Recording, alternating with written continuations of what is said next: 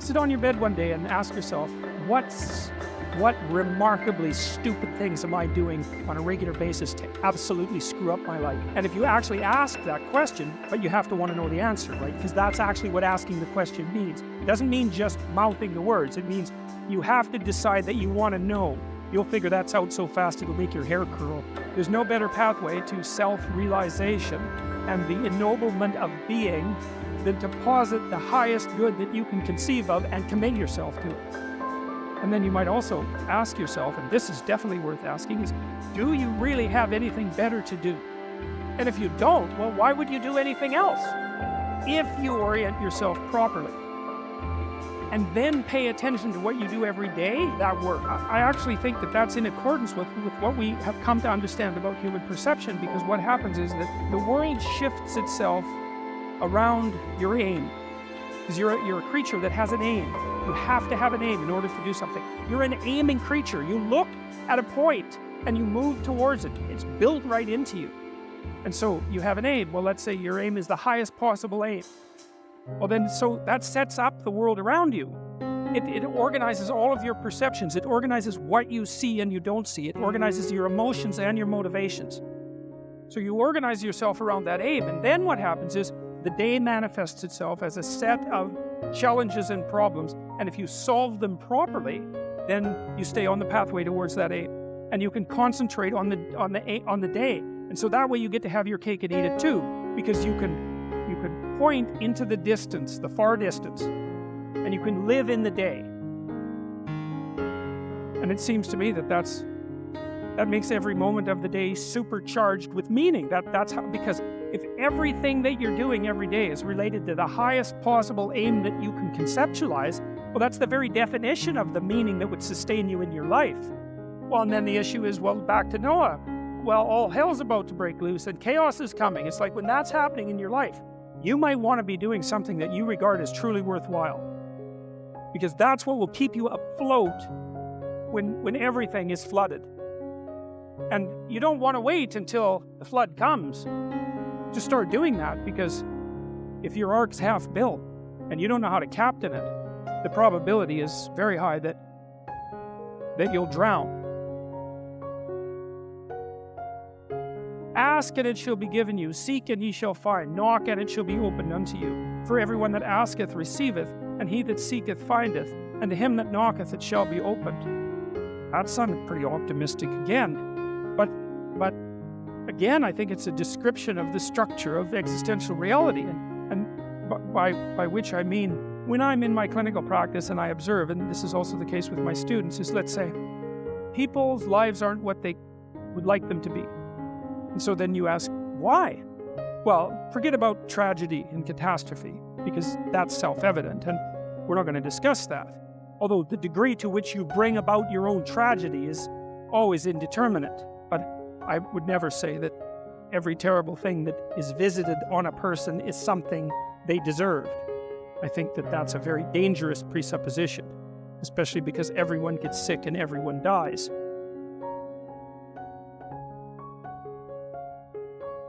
But one of the main reasons that people don't get what they want is because they don't actually figure out what it is.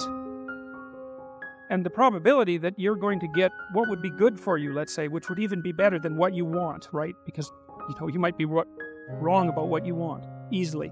But maybe you could get what would really be good for you. Well, why don't you? Well, because you don't try. You don't think, okay, here's what I would like if I could have it. And I don't mean in a way that you manipulate the world to force it to deliver you goods for status or something like that. That isn't what I mean. I mean something like, imagine that you were taking care of yourself like you were someone you actually cared for. And then you thought, okay, I'm caring for this person. I would like things to go as well for them as possible. What would their life have to be like in order for that to be the case? Well, people don't do that. They don't sit down and think, all right, let's figure it out. You've got a life. It's hard, obviously. It's like 3 years from now, you can have what you need. You got to be careful about it. You can't have everything. You can have what would be good for you, but you have to figure out what it is, and then you have to aim at it. Well, my experience with people has been is if they figure out what it is that would be good for them, and then they aim at it, then they get it. And it's strange because it's a strange thing. It's not quite that simple because, you may formulate an idea about what would be good for you, and then you take 10 steps towards that, and you find out that your formulation was a bit off, and so you have to reformulate your goal. So you're kind of going like this as you move towards the goal. But a huge part of the reason that people fail is because they don't ever set up the criteria for success. And so since success is a very narrow line and very unlikely, the probability that you're going to stumble on it randomly is 0.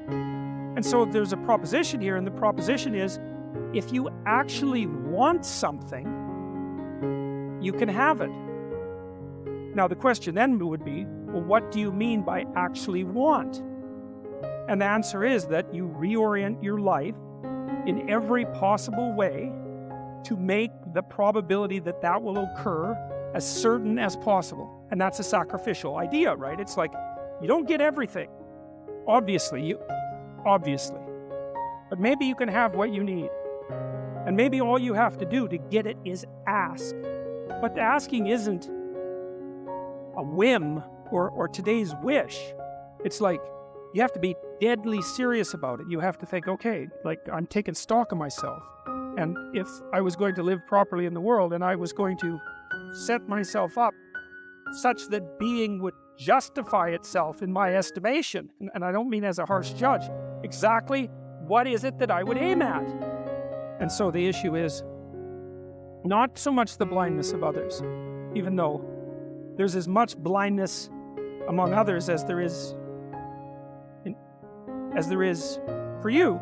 But the issue here, the advice here, the description here is, you should be concerned about what's interfering with your own vision first. And you should leave other people the hell alone in relationship to that.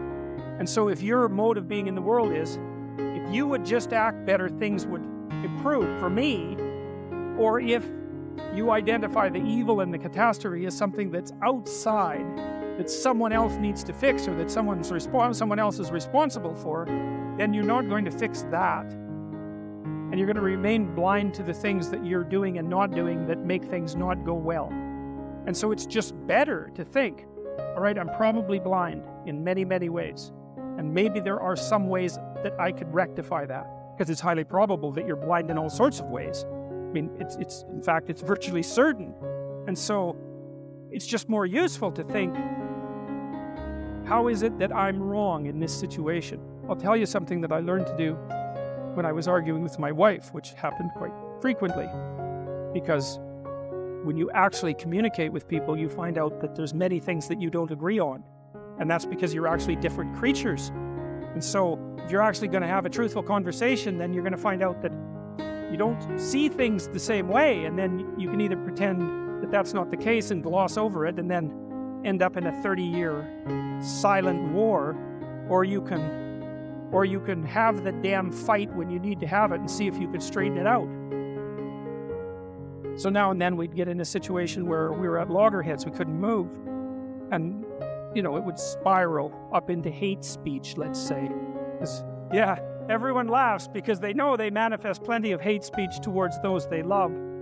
So one of the things we learned to do was, when we hit an impasse, was to separate and to go our own ways and to go sit and think, okay, look, we're at this unpleasant situation. We can't figure out how to move forward. I'd always think, of course it's her fault. Obviously it's her fault. At least 95%. But maybe there was something I did that contributed like 5% to it.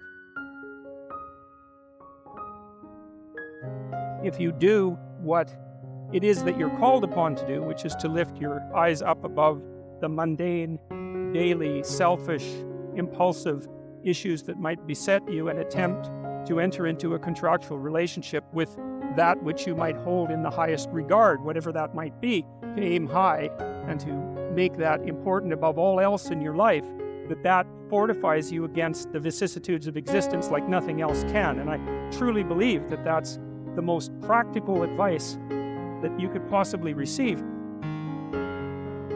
The way that you fortify your faith in life is to assume the best, something like that, and then to act courageously in relationship to that. And that's tantamount to expressing your faith in the highest possible good. It's tantamount to expressing your faith in God. And it's not a matter of stating, well, I believe in the existence of a transcendent deity, because in some sense, who cares what you believe? I mean, you might and all that, but that's not the issue. That's not the issue. The issue, it seems to me, is how you act.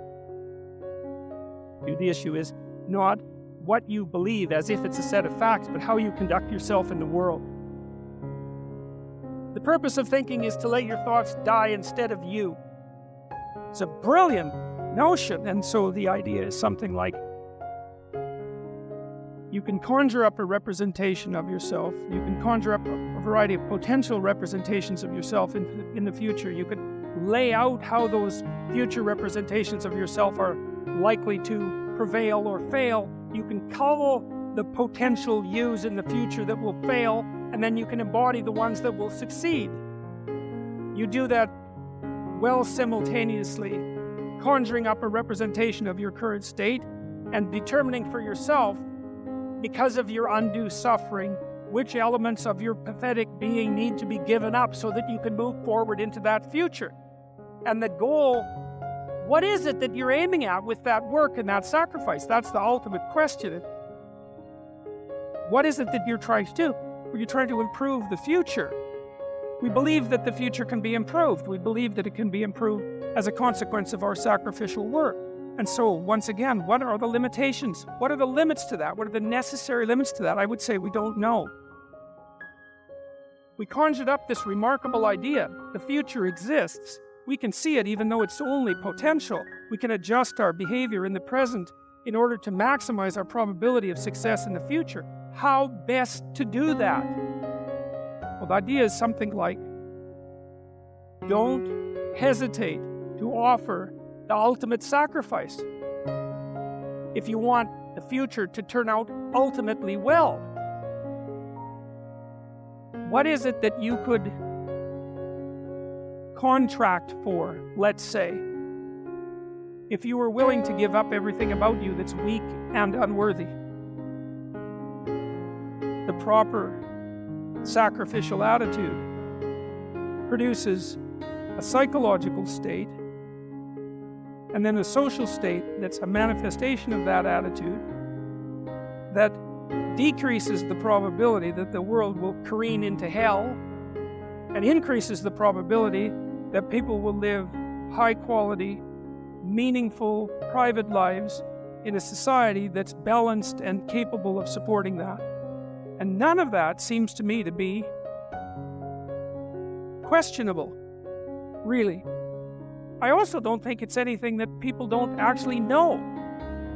You know, people have told me many times that when they listen to me talk, they're hearing things that they already knew but didn't know how to say. It's something like that. And this is one of those things that I think is exactly like that. I mean, I think it's at the very core of our moral knowledge, which is our behavioral knowledge and our perceptual knowledge. I mean, let's get this straight.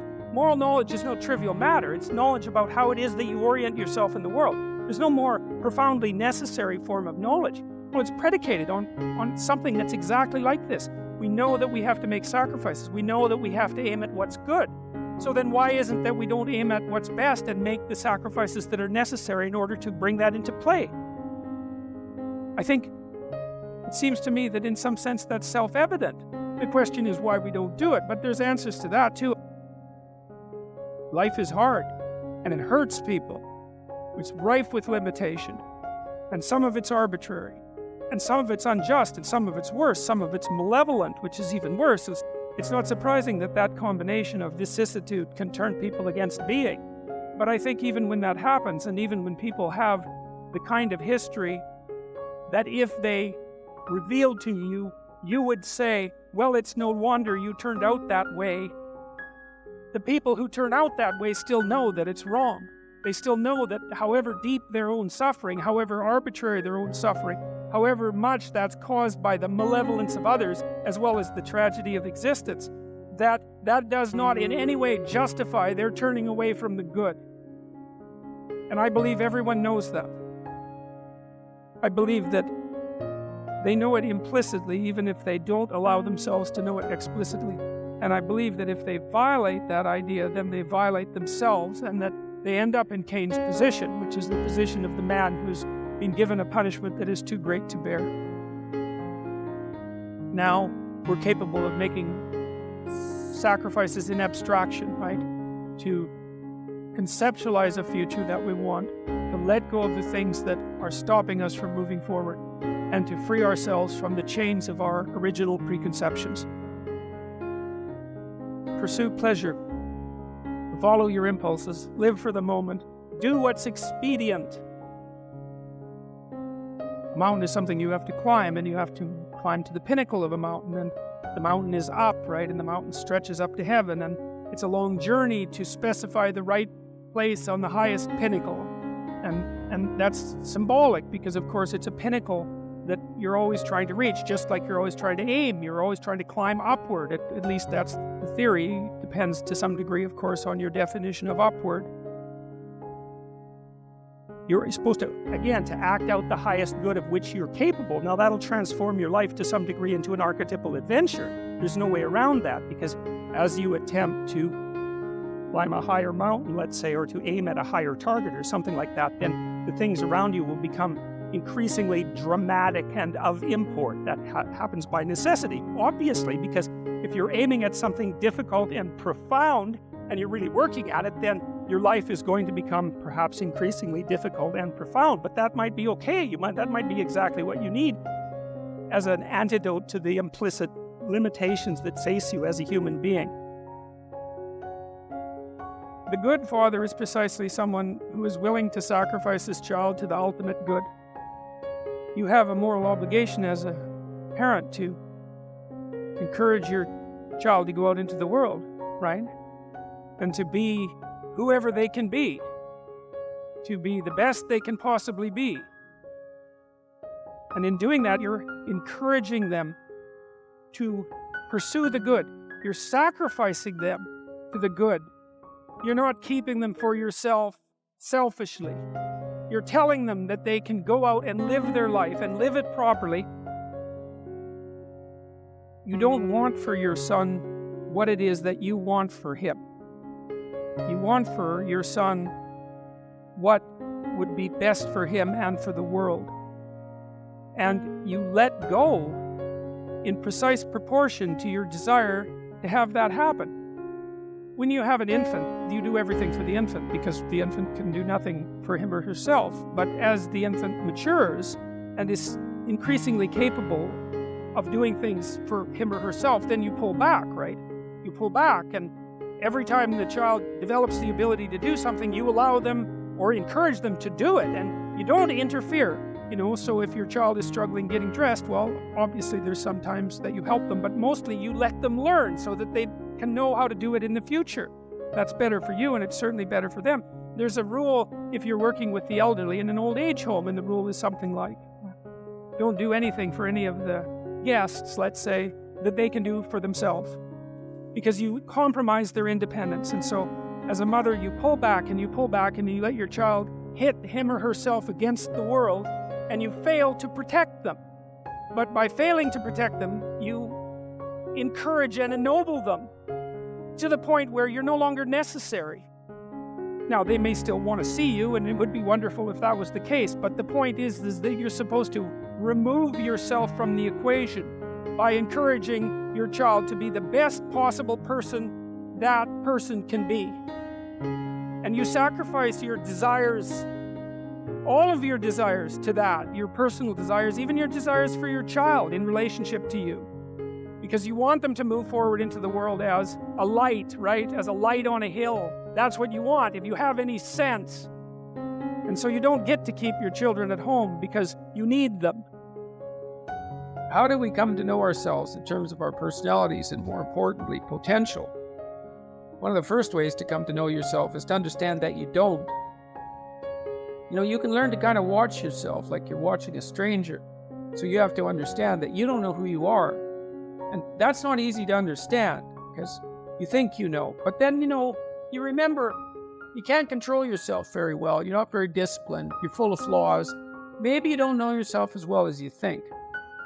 But it's hard to get low enough to understand how deeply it is the case that you are ignorant about who you are. Now, there's an upside to that too, which also is that you're also ignorant about who you could be.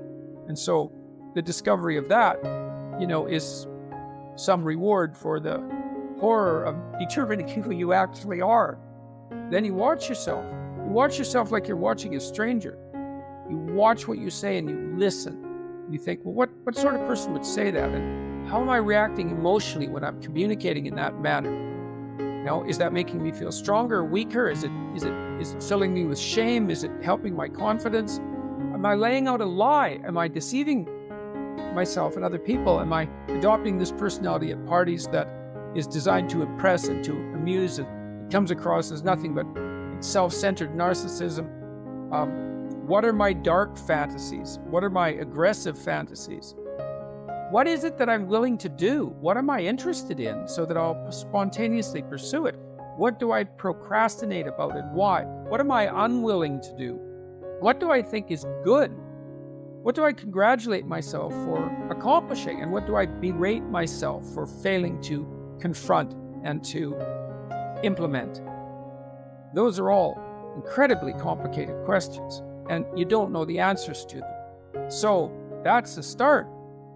And then in terms of potential, well, you'll discover a little bit more about your potential as you discover who you are, especially the darker parts of yourself, because then you discover your potential for mayhem. There's some real utility in that. The discovery that you're dangerous, it's such a useful discovery.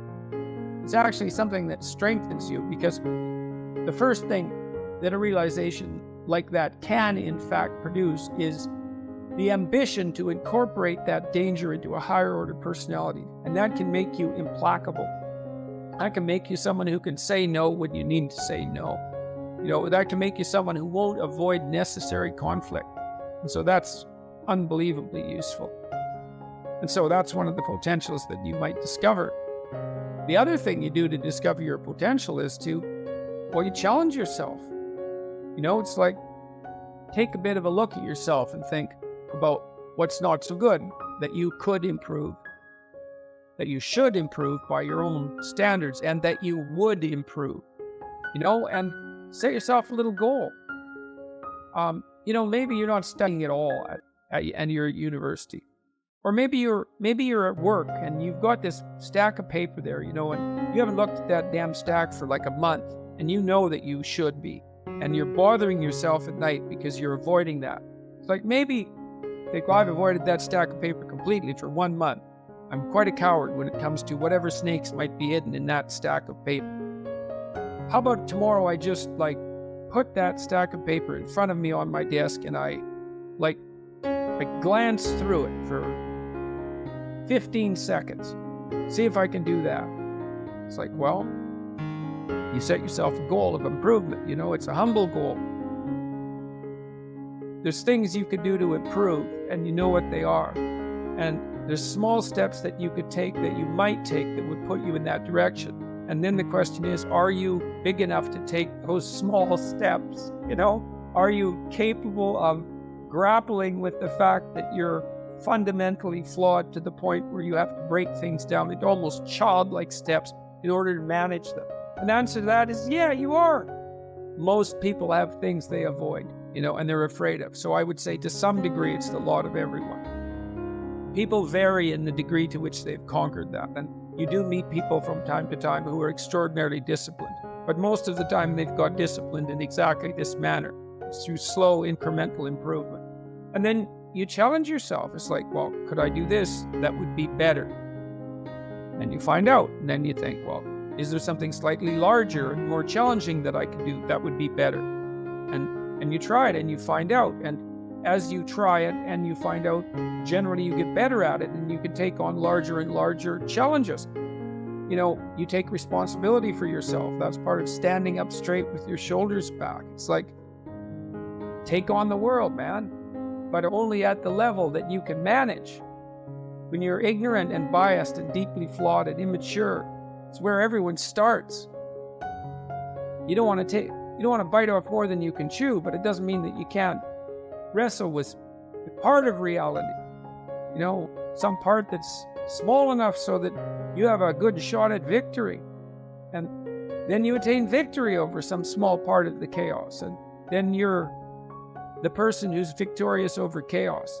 You're just a beginner, but that's who you are. And then maybe you can get unbelievably good at that. And you do that by challenging yourself humbly at the level that you're able to function.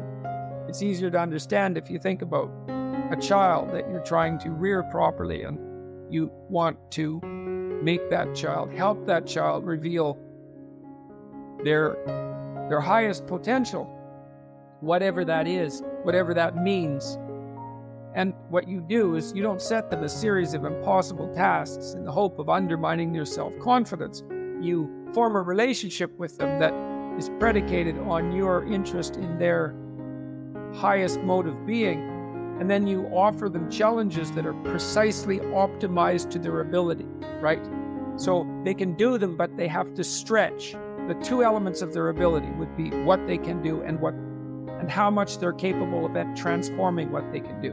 And an optimal challenge stretches you to the end of what you can do and then into the domain of how you can transform. You have to be humble and wise enough to understand that you might have to aim pretty damn low, especially in those places where you're not functioning well. And it might be so embarrassing that you can't bring yourself to fathom that that's actually who you are. You need the loss of that arrogant ego because it's precisely what's interfering with your movement forward. It's part of the adversarial process, mythologically speaking, that stops moral progress. You're too proud of who you think you are to notice what you're like so that you could change properly. You don't want to sacrifice that part of yourself. It's probably associated with some delusion that helps you maintain a positive, although very fragile self-image. In the absence of genuine effort, it's not to be recommended. So, you know yourself by watching and paying attention. It's not thinking exactly. It's not imagination. It's watching like you're a snake. Because a snake watches like cold-bloodedly, with no emotional reaction, just to see what's there. Doesn't allow what is wanted or desired to interfere with what is observed. So you watch yourself like that, as if you don't know who you are. Well, that's the beginning. And then you challenge yourself continually to see how far past yesterday you could push today and tomorrow. And to continually experiment with expanding the domains not only of your competence, but of your ability to increase that competence. The upper limit to that is proportional to the moral effort that you put into it.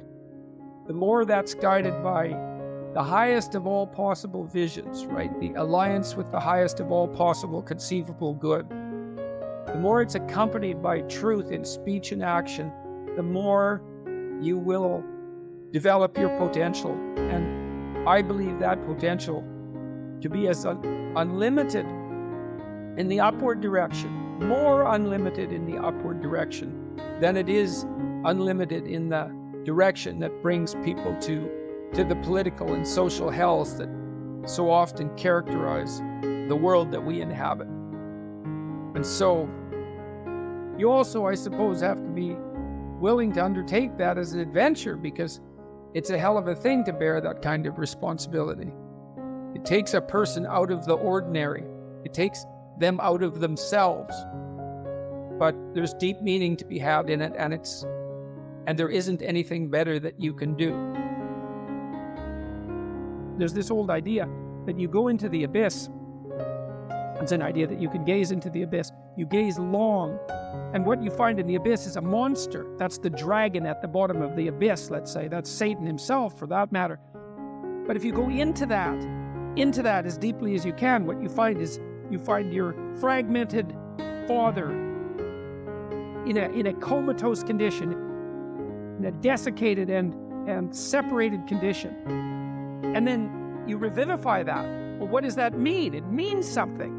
It means that if you look in the darkness, you find the light. That's one thing it means. And that the light really stands out against the darkness, but that the light is to be found in the darkness. So that's a very interesting thing. It's a quest narrative, but it means more than that. It means something fundamental. So we know, for example, that if you take yourself out of your current state of predictability and safety, and you put yourself in a new situation, you'll learn, right? You'll incorporate new information. So that's a cognitive issue.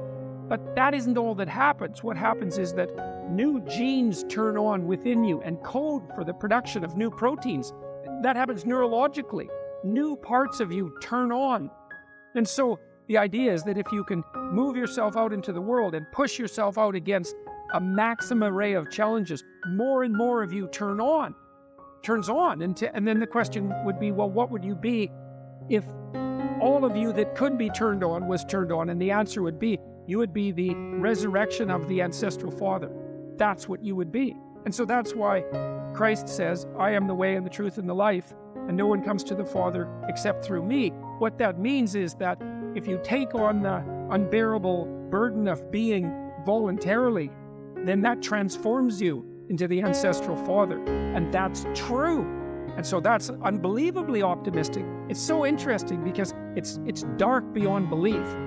Well, the world is characterized by suffering and by malevolence of a depth that's virtually beyond comprehension.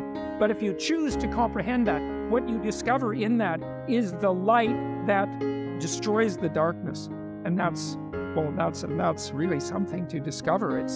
There isn't a discovery that's more profound than that. That's the search for the Holy Grail or the Philosopher's Stone, all of that. If you actually want something, you can have it. Now, the question then would be, well, what do you mean by actually want? And the answer is that you reorient your life in every possible way to make the probability that that will occur as certain as possible. And that's a sacrificial idea, right? It's like, you don't get everything. Obviously. But maybe you can have what you need. And maybe all you have to do to get it is ask. But the asking isn't a whim or today's wish. It's like, you have to be deadly serious about it. You have to think, okay, like I'm taking stock of myself. And if I was going to live properly in the world and I was going to set myself up such that being would justify itself in my estimation, and I don't mean as a harsh judge, exactly what is it that I would aim at? You could try this. This is a form of prayer, knocking. Sit on your bed one day and ask yourself, what remarkably stupid things am I doing on a regular basis to absolutely screw up my life? And if you actually ask that question, but you have to want to know the answer, right? Because that's actually what asking the question means. It doesn't mean just mouthing the words. It means you have to decide that you want to know. You'll figure that's out so fast it'll make your hair curl. You're perfectly capable of thinking.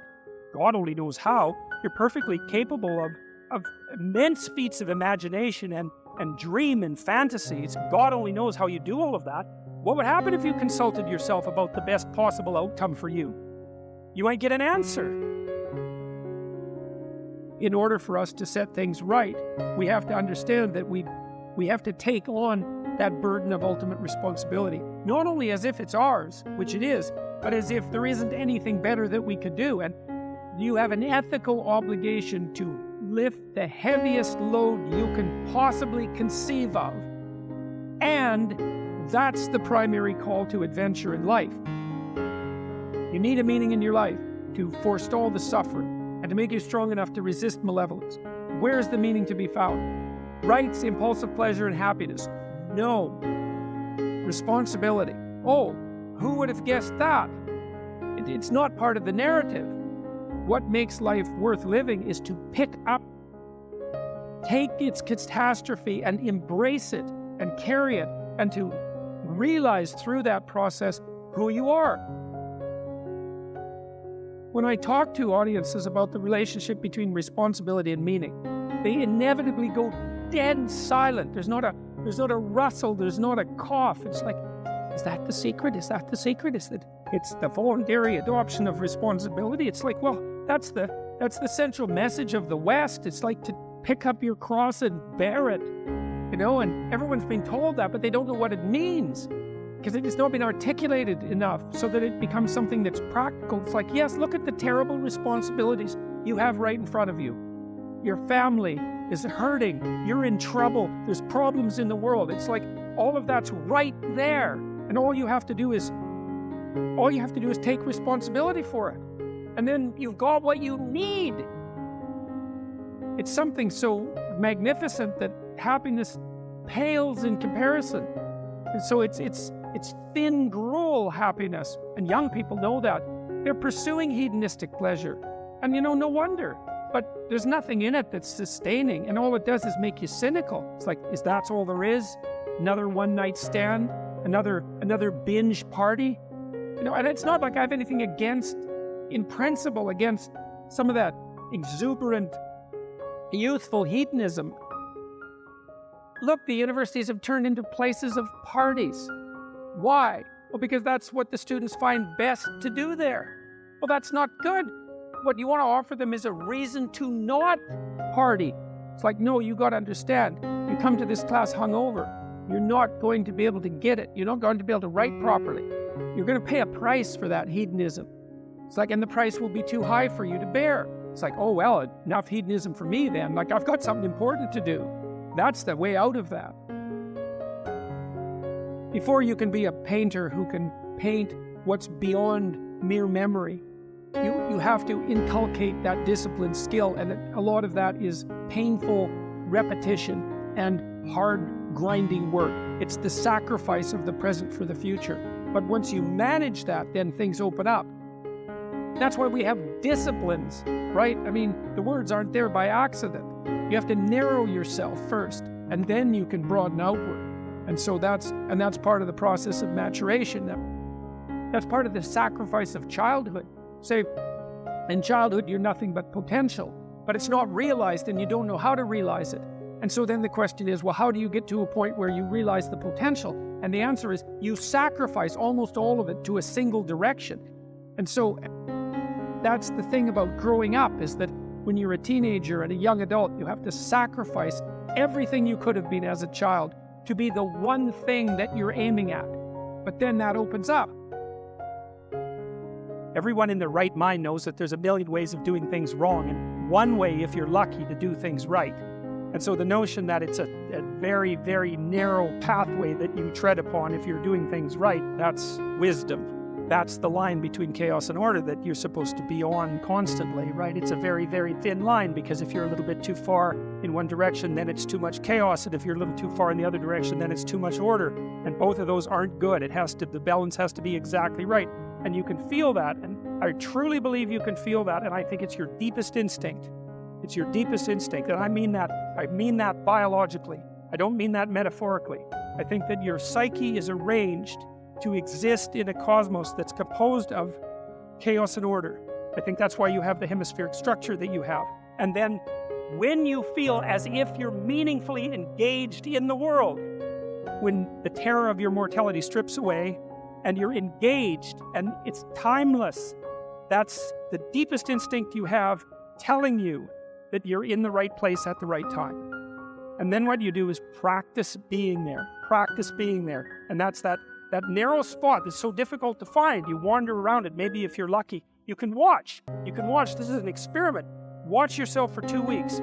Like you don't know who you are, because you don't. So watch yourself for 2 weeks and notice there's going to be times when things are proper. They're arrayed properly for you. It's not easy to notice, because when they're arrayed like that, you're so engaged, you don't exactly notice, But you'll see, oh, I'm in the right place. It's like, okay, how'd I get here? What am I doing right? How is it that this could happen more often? I'd like this to happen more often. How would I have to conduct myself in order for that to happen more often? And then you practice that, and then maybe instead of 10 minutes a month or 10 minutes a week, it's like 15 minutes a day, and then it's half an hour a day, and then it's an hour a day, and then it's 4 hours a day. And maybe if you're extraordinarily careful, then you get to a point where you're like that a good proportion of the time. You are not the master of your own house.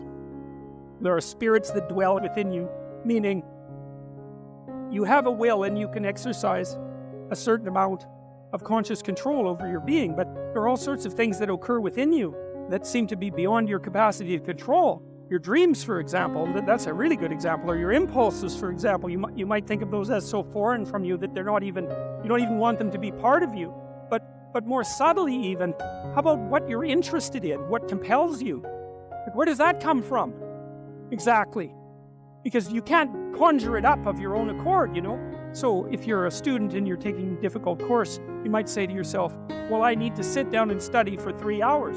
But then you sit down and that isn't what happens. Your attention goes everywhere. And you might say, well, whose attention is it then if it goes everywhere? Because you say it's your attention. It's like, well, if it's your attention, maybe you would be able to control it, but you can't. And so then you might think, well, Jen, just exactly what the hell is controlling it? And you might say, well, it's random. It better not be random. I can tell you that. That happens to some degree in schizophrenia. There's an element of randomness in that. It's not random. It's driven by the action of phenomena that I think are best considered as something like subpersonality. You can't make yourself interested in something. Interest manifests itself and grips you. That's a whole different thing. And so what is it that's gripping you? And how do you conceptualize that? Is that a divine power? Well, it's divine as far as you're concerned because it grips you and you can't do anything about it. And so there's a calling in you towards what you're compelled by and what you're interested in. And sometimes that might be very dark and sometimes not. But you're compelled forward by your interest. And so the idea that what moves you away from your country and your father's house and the comforts of your childhood home is something that's beyond you and that you listen to and hearken to. That's exactly right. And you can say, well, I don't want to call that God. It's like, it doesn't matter what you call it exactly. It doesn't matter to what it is, what it's called. It still is. And if you don't listen to it, that's the other thing. If you don't listen to it, and I've been a clinician and talked to enough people now, as old as I am, to know this absolutely. If you do not listen to that thing that beckons you forward, you will pay for it like you cannot possibly imagine. You'll have everything that's terrible about life in your life and nothing about it that's good. And worse, you'll know that it was your fault and that you squandered what you could have had. So, this is not only a calling forth, but a warning. One of the things that I've noticed in my life is that nothing I've ever done was wasted. And by done, I mean put my heart and soul into, like attempted with all of my effort. That always worked. Now, it didn't always work the way I expected it to work. That's a whole different issue. But the payoff from it was always positive. Something of value always accrued to me when I made the sacrifices necessary to do something worthwhile. Go somewhere you don't understand. You have to go into the unknown. And that's God's first command. Go into the unknown because you already know what you know. And that's not enough unless you think you're enough. And if you're not enough and you don't think you're enough, then you have to go where you haven't been. Get away from your family enough so that you can establish your independence. And that isn't because there's something wrong with your family, but it means get away. I talk to people very frequently whose families have provided them with too much protection. And they know it themselves. And that means they're deprived of necessity. Then you have to get yourself away from your dependency in order to allow necessity to drive you forward. And that's to become independent and to become mature. We've been fed this unending diet of rights and freedoms, and there's something about that. There's something about that that's so pathologically wrong.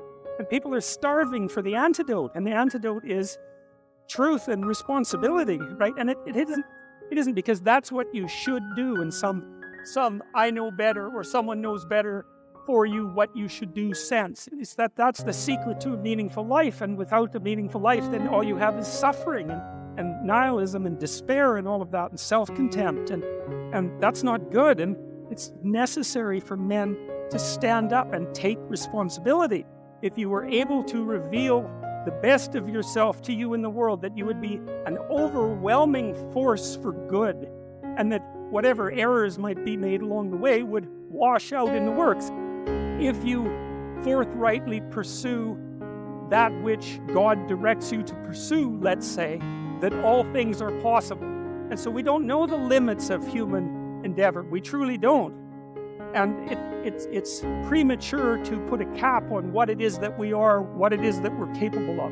And so you're already something, and maybe you're not so bad in your current configuration, but you might wonder if you did nothing for the next 30 years except put yourself together, just exactly what would you be able to do? And you might think, well, that's worth finding out, but of course that's the adoption of responsibility. There's lots in the world to fix. Everything that bothers you about the world and about yourself should be fixed, and you can do that. I have a friend. He lives in Montreal. His name is James Simon. He's a great painter, and he's taught me a lot of things. He's helped me design my house and beautify it. And I bought some paintings from him a couple of years ago, and he did this series of paintings where he went around North America and stood in different places, and then he painted the view from here down. And so it's his feet planted in different places, on roads, in the desert, on the ocean. Yeah, well, he was trying to make a point, and the point was that wherever you are, it's worth paying attention. And that's because, so all these places that he visited, he looked at exactly where he was, standing by the side of the road in the desert. It's sort of mundane in some sense, but then maybe he put 40 hours into that painting, and it's very, very realistic painting with really good light. And what he's telling you as a painter is, everything is worth paying attention to an infinite amount, but you don't have enough time. And so the artist does that for you, right? The artist looks and looks and looks and looks and looks, and then gives you that vision. And so then you can look at the painting, and it reminds you that everything that there is right where you are. And that's a hard thing to realize, but it's actually true. And so I've been telling people online in various ways in lectures that they should start fixing up the world by cleaning up their room. How you would like your life to be, what you would like your character to be 3 to 5 years down the road, if you were taking care of yourself like you were taking care of someone that you actually cared about. So you kind of have to split yourself into two people and treat yourself like someone you have respect for and that you want the best for. And that's not easy, because people don't necessarily have respect for themselves, and they don't necessarily want what's the best for themselves, because they have a lot of self-contempt and a lot of self-hatred, a lot of guilt. I think you have an obligation. It's one of the highest moral obligations to treat yourself as if you're a creature of value. How you would like your friendships to be conducted. Because it's useful to surround yourself with people who are trying to move forward, and more importantly, who are happy when you move forward and not happy when you move backwards. Not when you fall, that isn't what I mean, but when you're doing self-destructive things, your friends shouldn't be there to cheer you on. You look at the world through a story. You can't help it. And the story is what gives value to the world, or the story is what you extract from the value of the world. You can look at it either way. You're somewhere and it's not good enough, right? That's the eternal human predicament. Wherever you are isn't good enough. And to some degree, that's actually a good thing, because if it was good enough, well, there's nothing for you to do. So it's actually maybe a good thing that it's insufficient. And that might be why sometimes having less is better than having more. And I don't want to be a Pollyanna about that. I mean, I know that there's deprivation that can reach to the point where it's completely counterproductive. But it isn't always the case that starting with little is... If you start with little, you start with more possibility. It's something like that. So you move always from what's unbearable about the present to some better future, right? And if you don't have that, then you have nothing but threat and negative emotion. You have no positive emotion, because the positive emotion is generated in the conception of the better future, and then the evidence that you generate yourself that you're moving towards it. That's where the positive and fulfilling meaning of life comes. So you want to set up this structure properly. It's very, very important. And so what it means is that you want to be going somewhere that's good enough so that the going is worth the while. And you can ask yourself that. And, well, we know what's wrong with life. It's rife with suffering and insufficiency and deception and evil. It's all of that, obviously. Okay, what would make the journey worthwhile? Well, you can ask yourself that. It's like, all right, in order to bear up under this load, what is it that I would need to be striving to attain? And if you ask yourself that, that's to knock, and the door will open. That's what that means. If you ask yourself that, then you will find an answer, and you'll shrink away from it. You'll think, well, there's no way I could do that. It's like, well, you don't know what you could do. You don't know what's possible. And you're not as much as you could be. And so God only knows what you could do and have and give if you sacrificed everything to it. You have to sacrifice that which is most valuable to you currently that's stopping you.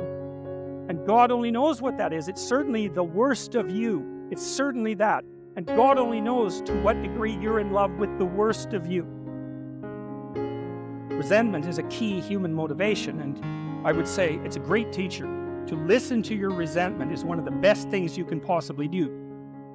Resentment only means one of two things. It means either like shut the hell up, grow up, quit whining and get on with it. That's one thing it means. Or someone is playing the tyrant to you, might even be you. You have something to say and do that you should say and do to put it to a stop. And so maybe resentment can show you the pathway to doing that. Like a resentful person wants other people to change. And if you're resentful, then your motivations aren't trustworthy. In fact, they're very, very dark. And what should you do instead? How do you treat your own resentment? I would say, well, Solzhenitsyn, who I'm a great admirer of Solzhenitsyn, his book, The Gulag Archipelago, was one of the things that brought down the Soviet Union. And he said that one man who stopped lying could bring down a tyranny. And, he said that with some authority. He said when he was in the Gulag camps, meditating on how the hell he got there, and he had a rough life, man. I mean, first of all, he was on the Russian front at the beginning of World War II, and then he was thrown in the Gulag camps. And that was just the beginning of his adventures, man. He had a rough life. He was in the camps, and he was thinking, what the hell? How did I get here? What's going on? I mean, he had Hitler and Stalin to blame, right? So if you need someone to blame, man, Hitler and Stalin, that's great. But that isn't what he did. He said he meditated for a while once he realized that he might have something to do with, in some strange way, with the way things turned out for him. And he said he went over his life with a fine-tooth comb in his memory. And he thought, okay, where did I go wrong? But by my own judgment, when there was a path in front of me, when did I take the path that I knew I shouldn't take? Because you all know that, right? Sometimes you don't know if what you're doing is good or if it's bad. It's just ignorance. You just don't know. But sometimes you bloody well know, and you do the thing you know you shouldn't do anyways. That happens a lot. And why do you do that? Spite is part of it. Stupidity. There's all sorts of reasons, but you certainly know you do it. Solzhenitsyn thought, okay, well, what would happen if I took responsibility for where I am in this concentration camp, and then I went over my whole life and tried to figure out all the things I did that were wrong by my own estimation that increased the probability that I would get here, and then what would happen if I tried to set them all right now in the present? And that's why he wrote the Gulag Archipelago. And one of the consequences of that, as I said, was it sped the dissolution of the Soviet Empire. So, hey, that's not bad, eh? Like, you make a real confession, you really repent, you do your penance, which is writing this book, and you completely change the geopolitical landscape of the world. It's like, and that's worth thinking about, because it's not only Solzhenitsyn who did that. Nelson Mandela did something quite similar. It's not so impossible. And so the idea that what you should do if you're feeling resentful about the nature of being or suffering too much for your own life, let's say, is straighten the damn thing out. Like, seriously, try it for a year even. Try it for a week. Try not doing the things you know you shouldn't do. Try not saying the things you know to be false. And just watch what happens. You might as well give it a shot, right? Because you say, well, I'm all in for a year. I'm going to do things right. And then I'll just stand back and kind of watch how things unfold. And maybe I'll reconsider at the end of that year. It's like, try it. Try it.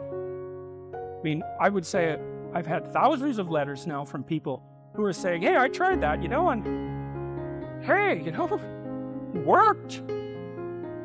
I read this great line in a T.S. Eliot play called The Cocktail Party.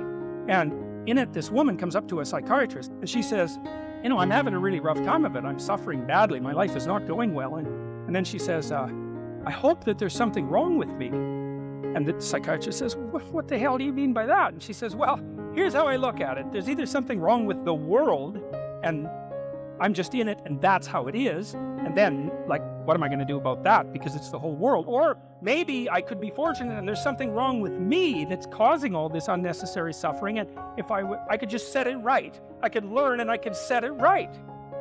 And so, I've been thinking about that for a very long time. And I think, well, if your life isn't going the way it is, you can find someone else to blame, which is pretty convenient for you and also relatively easy.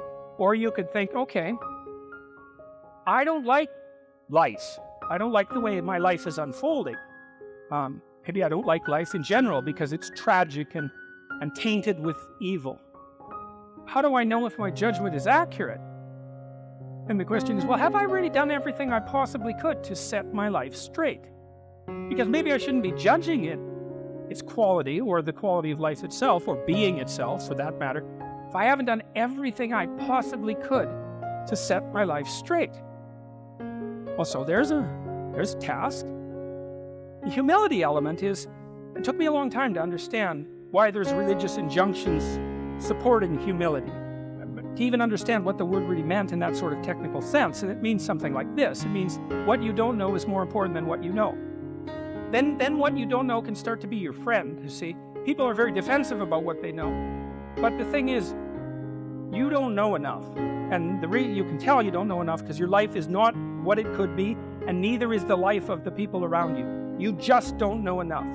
And so what that means is that every time you encounter some evidence that you're ignorant, someone points it out, you should be happy about that because you think, oh, you just told me how I'm wrong. It's like, great. Like maybe I had to sift through a lot of nonsense to get through the real message that you're telling me. But if you could actually tell me some way that I'm wrong, and then maybe give me a hint about how to not be wrong like that, well, then I wouldn't have to be wrong like that anymore. That would be a good thing. And you can embark on that adventure by listening to people. And if you listen to people, they'll tell you amazing things if you listen to them. And many of those things are little tools that you can put in your toolkit like Batman, and then you can go out into the world and use those tools, and you don't have to fall blindly into a pit quite as often. And so the humility element is, well, do you want to be right or do you want to be learning? And it's deeper than that. It's, do you want to be the tyrannical king who's already got everything figured out? Or do you want to be the continually transforming hero, or fool for that matter, who's getting better all the time?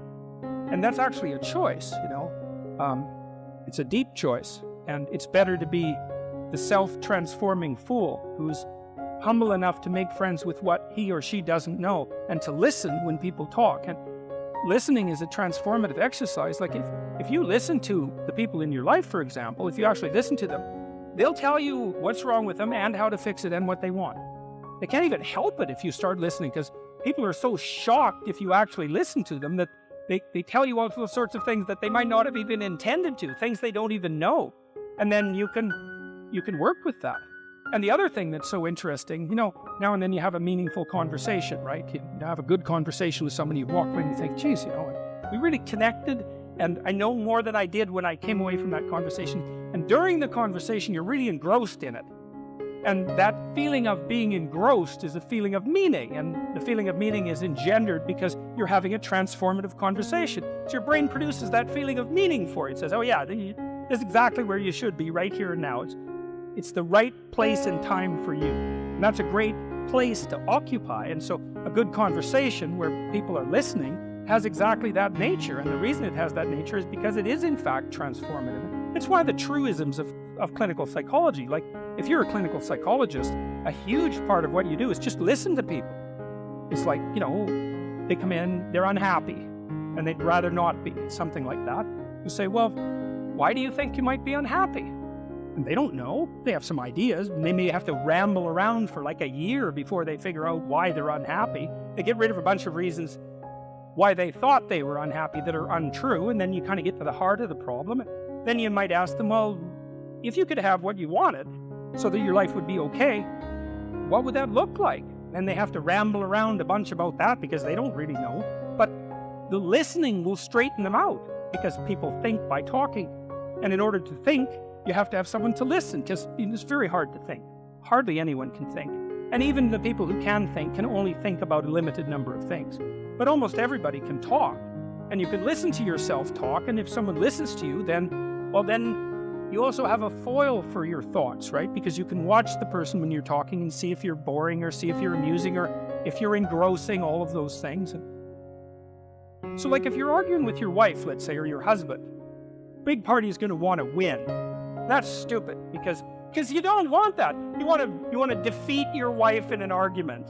Oh, well, great. Like if she was going to disappear tomorrow, no problem. But like you're going to live with defeated, miserable her for the next week? That's no good. So you listen and you think, okay, well, here's what I think you said, and maybe even make it a little stronger and more elaborated than was the case with the original utterance, so that you get the damn argument right. Because you don't want to win, you want to fix the problem.